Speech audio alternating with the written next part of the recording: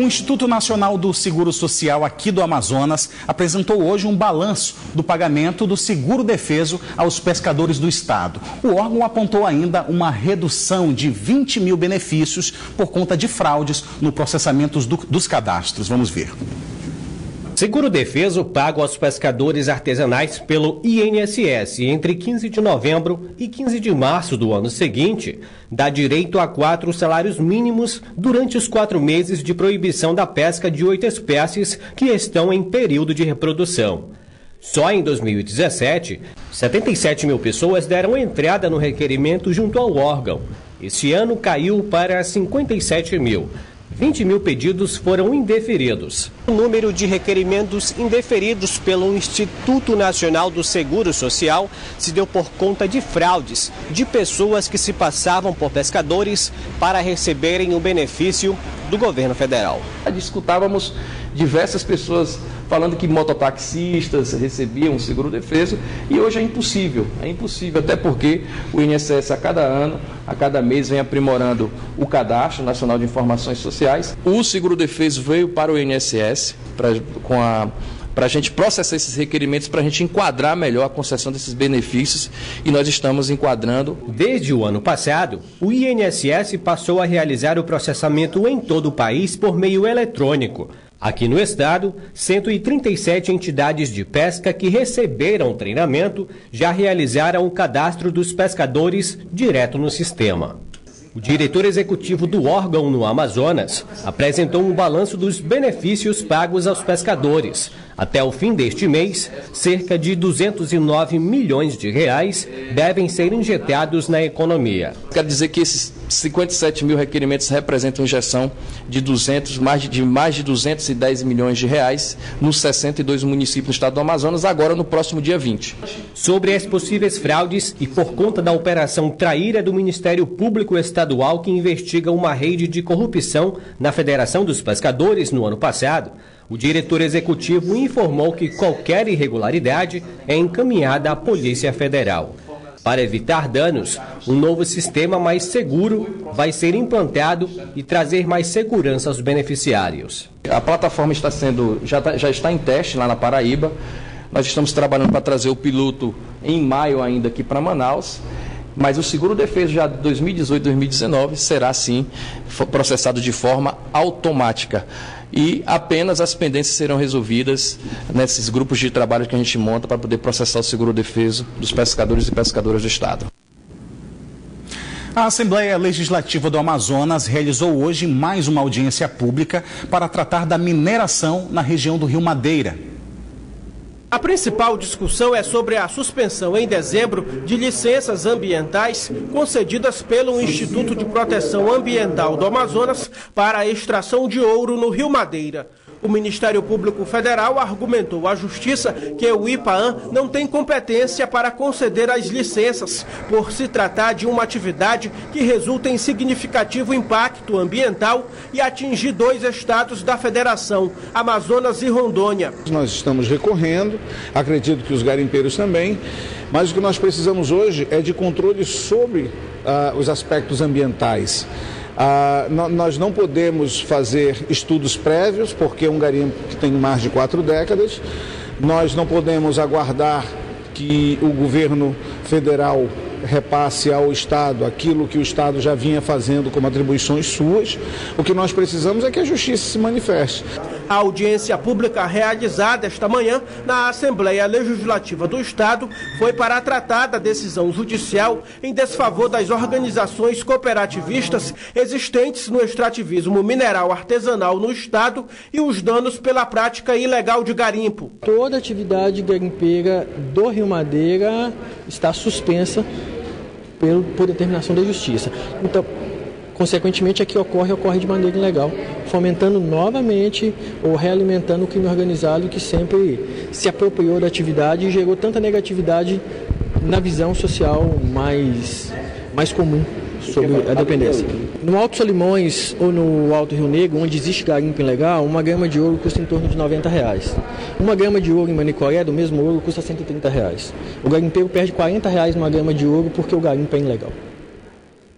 Olha isso. Esse é o prejuízo financeiro básico. Onde é que fica esses R$40? Fica na mão do criminoso, que se apropria do garimpo ilegal. A área explorada pelo garimpo corresponde a mais de 37 mil hectares na região sul do Amazonas. Em dezembro, 46 dias depois de garimpeiros promoverem ataques a escritórios e carros de órgãos ambientais nacionais, como o IBAMA, após operação contra o garimpo ilegal naquela região, o governo do estado concedeu licenças ambientais a cooperativas extrativistas minerais. O deputado autor da proposta para a realização da audiência pública, a fim de discutir o assunto, alegou que a atividade minerária, condenada a anos de ilegalidade, nos últimos tempos estava mudando de situação por iniciativa única dos próprios extrativistas. A gente precisa se manifestar dentro desses processos enquanto poder legislativo para que o judiciário leve em consideração também aspectos sociais e econômicos.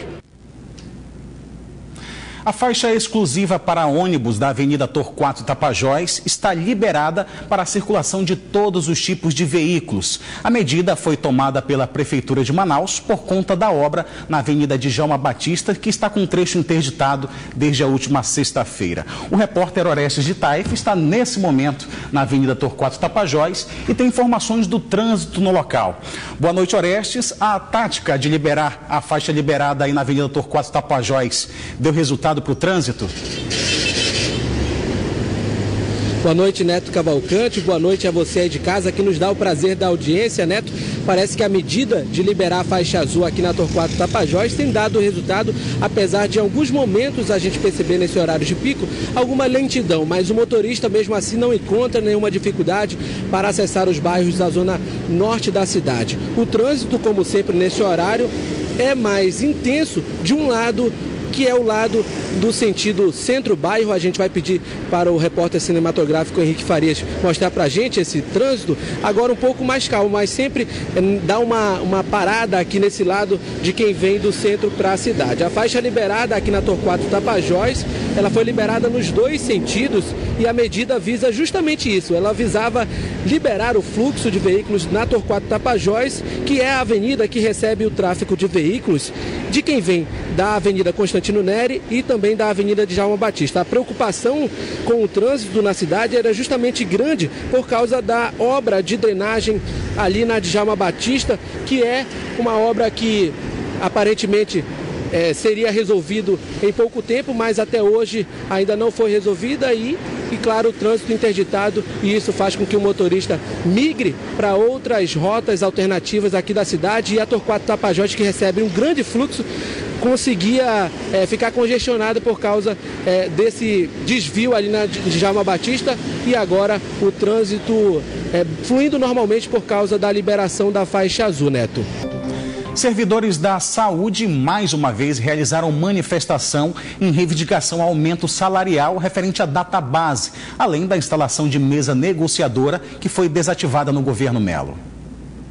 A manifestação foi em frente à sede da Secretaria de Estado de Saúde do Amazonas, Suzan. Cerca de 150 servidores participaram do ato em reivindicação ao aumento salarial, referente à database ano 2015 a 2018. Benefícios como auxílio alimentação e instalação da mesa negociadora, que facilita a comunicação entre gestores e servidores da saúde. A mesa foi desativada em 2015 na gestão anterior, de acordo com o movimento organizado de trabalhadores da saúde do Amazonas. Enquanto essa mesa não foi instalada, não há negociação, ou seja, é um empurra com a barriga que o trabalhador não tem mais paciência. O trabalhador, ele precisa de respostas, ele está ficando desgastado, está adoecendo, e a gente só quer isso, a gente quer seriedade.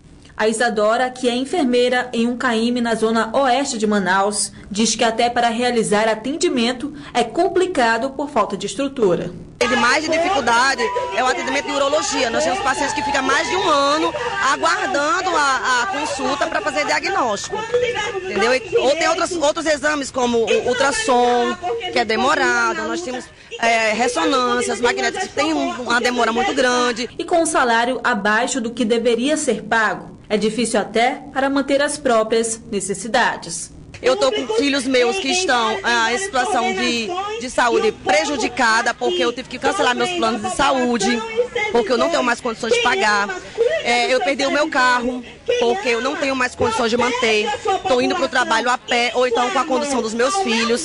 Além desse ato, servidores do interior do estado também realizaram manifestação. Foram 15 municípios participando, como Parintins e Urucará, de acordo com o movimento organizado dos trabalhadores da saúde. Uma comissão foi recebida pelo secretário de Estado de Saúde e uma reunião foi marcada para o dia 15 deste mês para a homologação da mesa. Saúde unida jamais será vencida.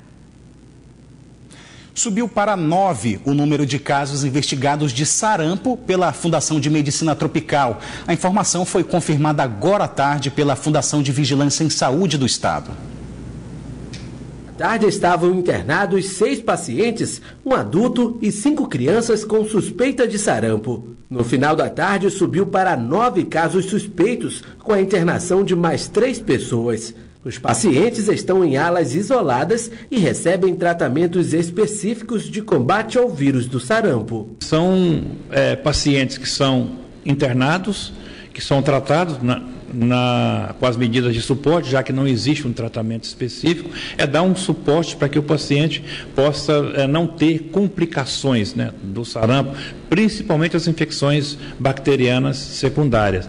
E com isso nós tratamos a pessoa que está doente e evitamos que a doença se propague para outras pessoas. Os casos suspeitos de sarampo no Amazonas acendem um alerta para o risco de um surto ou epidemia em Manaus e nos municípios da região metropolitana. A vinda de refugiados da Venezuela também preocupa as autoridades do Amazonas. Todas as medidas que podem ser tomadas diante de uma situação como essa estão sendo realizadas, ou seja, identificando os casos suspeitos e adotando as medidas de contenção e controle, isolando e tratando o doente para a gente conseguir quebrar o mecanismo de transmissão e evitar que a doença se propague para um número maior de pessoas. O sarampo acomete qualquer pessoa que não esteja imune e esteja vivendo em situação vulnerável.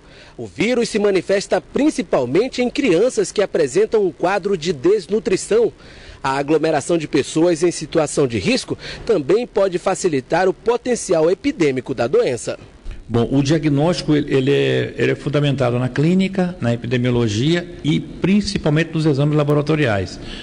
Nós não aguardamos a chegada do resultado dos exames para tratar a pessoa doente. Ela tem que ser tratada independente do resultado do exame. Desde 2002, o Amazonas não registra casos de sarampo, apesar de apenas a metade da população estar imune à doença. Com o risco iminente de uma epidemia, o Ministério da Saúde já disponibilizou um lote com 30 mil doses de vacina tríplice viral, que combate, além do sarampo, a rubéola e a cachumba. Agora a gente volta a falar ao vivo com o repórter Orestes de Taif, que estava nesse anúncio da FVS e tem mais informações. Orestes, pelo que eles disseram lá na Fundação de Vigilância em Saúde, a preocupação é que essa doença, o sarampo, já estava erradicada aqui do Amazonas, aqui do Brasil há muito tempo, né? Pois é, Neto Cavalcante, mais uma vez boa noite para você, boa noite você que está de casa mais uma vez. E aqui no Brasil o sarampo estava erradicado desde 2002, desde 2016. Aqui no Amazonas não é registrado um caso de sarampo desde 2002. Ou seja, é uma preocupação muito grande que essa doença volte a acometer, a circular entre os habitantes aqui de Manaus principalmente. Por quê?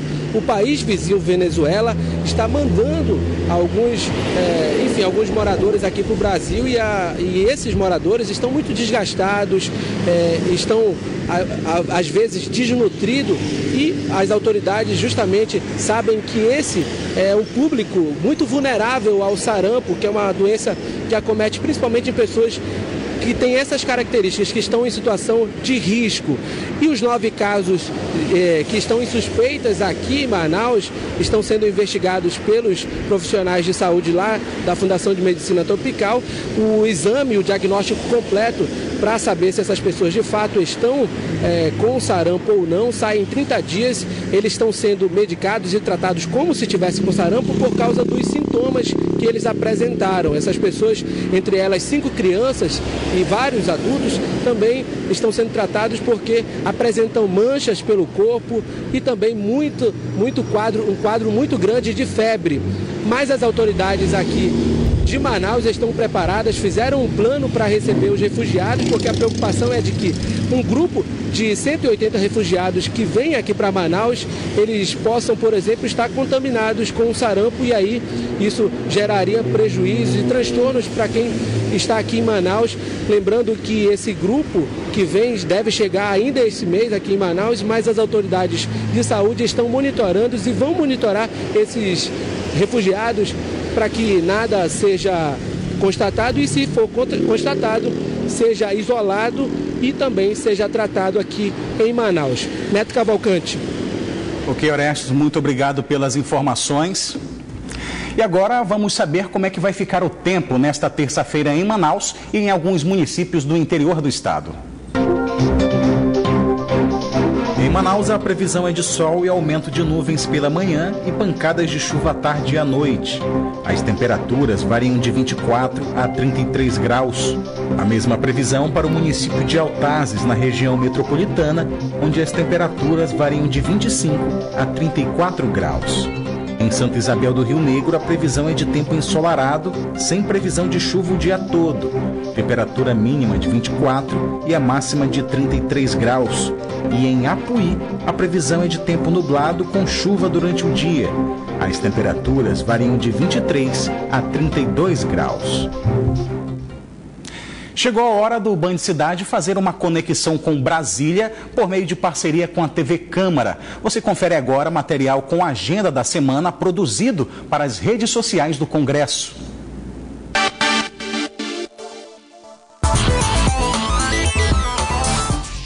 Oi, vamos dar uma olhada na pauta da semana? Os deputados tentam mais uma vez votar aquele projeto que permite ao cidadão apoiar um projeto de lei de iniciativa popular por meio de assinatura eletrônica. Hoje isso só pode ser feito mesmo por assinatura manuscrita. A polêmica é que alguns deputados inseriram outros temas no debate dessa proposta, como a possibilidade que vereadores troquem de partido sem perda de mandato.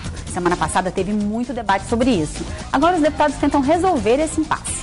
Também está na pauta a MP 806, que muda a tributação dos fundos de investimento fechados. Pode ser votado ainda o projeto que reonera uma série de setores da economia que tinham sido desonerados pelo governo Dilma. Os deputados devem votar também a criação da Universidade Federal do Delta do Parnaíba, um desmembramento da Universidade Federal do Piauí. Na terça, tem nova tentativa de instalar a comissão especial sobre a privatização da Eletrobras. E na quarta, os deputados elegem um representante da Câmara para o Conselho da República. Outras propostas de destaque podem aparecer ao longo da semana. O presidente Rodrigo Maia convocou os deputados para votações até quinta-feira de tarde. E você vai acompanhar tudo com a gente aqui pelas redes sociais da Câmara dos Deputados. Para você, uma boa semana. Tchau.